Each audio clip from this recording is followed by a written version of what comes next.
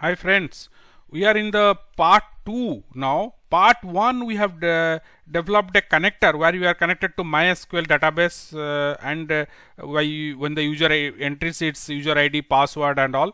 So now we'll develop a application. We are not going to discuss about how that code or connection string works. We are just displaying the application we'll develop. So you can watch that. Now I am just go to my I am going to my exact location where this file is. So I am sorry, I will write fine. I am going to its file directory name is testing. I am here. Let me okay. Fine. I am I think packing.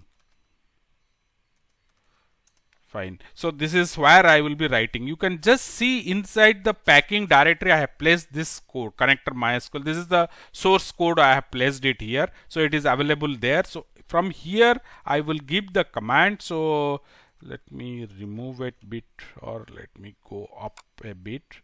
You can try it in your command prompt also. I am inside my D drive. So first my thing is Python 3 minus m.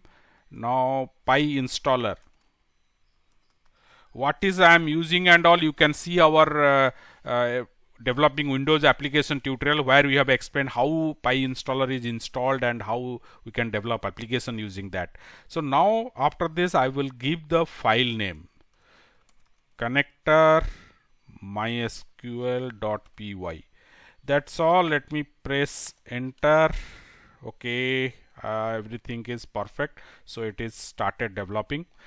Okay, you can see this will take bit time. Earlier tutorial we have already developed that this particular one, and we have used PyInstaller to install some clock and which was displaying change in time and date also. So that's as a Windows application we developed. So we are just using the same part, and if you want to see our how this connector script work was the part 1. There we have explained how the user will enter its login details and user ID, password, database name and all, and once he connects the application will or the program will pick up all the table names and display it. So let's see the same one. Now we'll build one Windows application. So directly we'll run that application and see how it works without using Python. So now that Python is no more required. So that's all. I think it is completed. One more step, last step probably. Yes, it's over now. Now let me just go to the directory. You can see many directories are there. Now I'll go to distribution. Here it is. This directory we can distribute. Inside this directory the application is here, connector MySQL. I am just running this. You can see the window should open. Yeah, it has come up.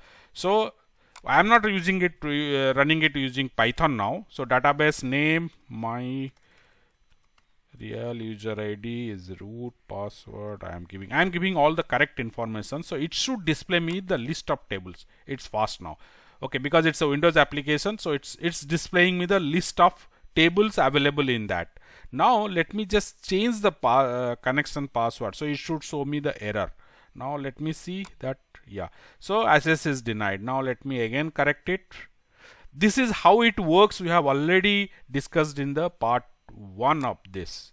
So this is how we can develop a application, or we can it can be a part of a bigger application where you required one step is user must enter his user ID and password. So that's all friends, was the part 1. If you want to understand how this code works, and we will be adding more and more tutorial like this, so I'll request you to please subscribe and press the bell icon so you'll get all the notification, and thank you for watching.